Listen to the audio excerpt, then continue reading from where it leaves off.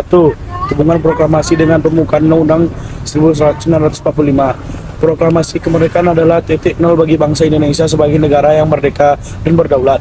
Peristiwa ini menandai akhirnya negara Indonesia yang lepas dari penjajahan. Sementara itu, pembukaan Undang-Undang 1945 adalah jiwa semangat dari konstitusi negara kita.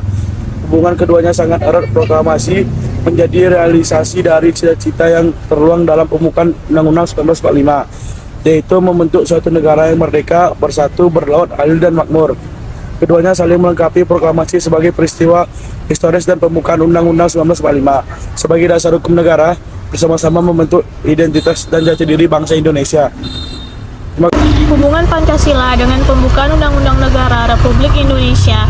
Pancasila adalah dasar negara Indonesia, sedangkan pembukaan Undang-Undang Dasar 1945 adalah bagian yang sangat penting dari Undang-Undang 1945 yang membuat dasar filsafat negara. Hubungan keduanya sangat erat. 1. Pembukaan Undang-Undang 1945 secara jelas menyebutkan Pancasila sebagai dasar negara.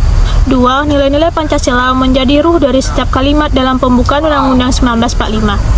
3. Pancasila memberikan arah dan tujuan bagi penyelenggaraan negara, sebagaimana yang tertuang dalam pembukaan Undang-Undang Dasar 1945.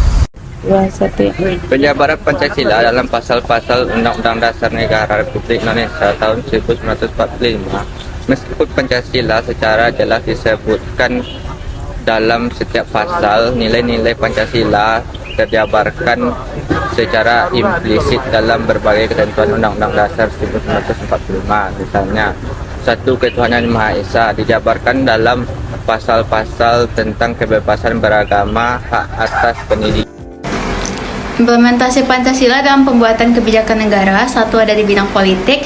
Kebijakan politik harus menjunjung tinggi nilai-nilai demokrasi, keadilan, dan persatuan. Contohnya pemilihan umum yang demokratis, perlindungan hak-hak politik warga negara, dan penegakan hukum yang adil. 2. Ada di bidang ekonomi. Kebijakan ekonomi harus bertujuan untuk mencapai kesejahteraan sosial bagi seluruh rakyat. Contohnya pembangunan ekonomi yang berkelanjutan, pengentasan kemiskinan, dan pemerataan pembangunan. Yang ketiga ada sosial budaya. Kebijakan sosial budaya harus menjunjung tinggi nilai-nilai kebudayaan nasional, toleransi, dan persatuan. Contohnya pelestarian budaya, pengembangan pendidikan, dan penguatan nilai-nilai moral.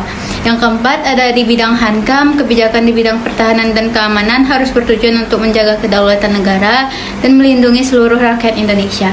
Contohnya pembangunan kekuatan militer yang seimbang, penegakan hukum yang tegas, dan upaya menjaga kestabilitasan keamanan.